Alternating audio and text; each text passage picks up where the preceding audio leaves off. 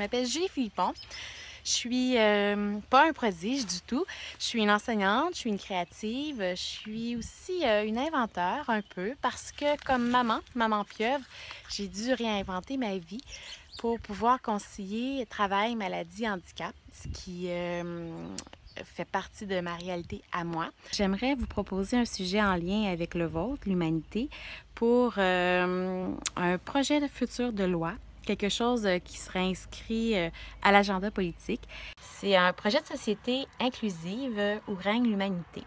Pourquoi? Parce que comme maman, comme proche aidante, comme enseignante, comme individu qui fait partie d'une société, je remarque qu'il y a trop de gens qui souffrent, je m'excuse pour le bruit, qui sont pénalisés, qui sont appauvris, qui perdent leur sécurité d'emploi, qui perdent leur stabilité d'emploi, qui ont plus accès à un sentiment d'appartenance ou au fait de pouvoir se réaliser parce que pour X raisons, ils accompagnent des personnes, leurs parents, leurs conjoints ou leurs propres enfants qui ont des troubles, des maladies, des handicaps ou une situation X, Y, Z qui fait qu'ils ne sont pas autonomes ou qui ont besoin de soins.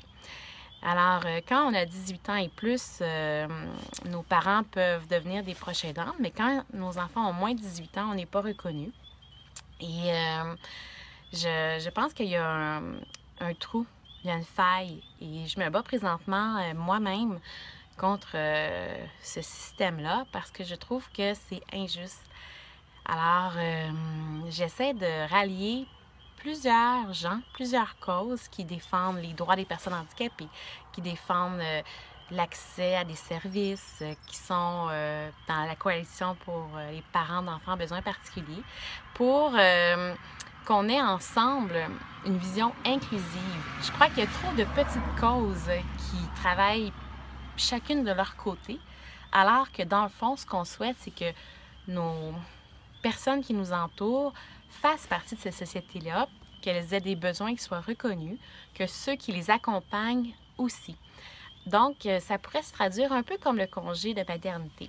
Quand la maman retourne au travail, la loi 132, pour ceux qui ont une convention collective, les protège en leur permettant pendant 2 ans de travailler à temps partiel, sans perdre leur emploi. Mais après 2 ans, c'est terminé. Alors, qu'est-ce qu'on fait quand nos enfants ont encore besoin de nous? Bien, on fait de notre mieux, puis souvent, on se retrouve sans emploi. Et moi, j'aimerais inviter les gens à réfléchir sur ça comme projet de société, parce que je pense qu'on doit humaniser comment ça se passe présentement. Merci beaucoup. Bonne fin de journée. Au revoir.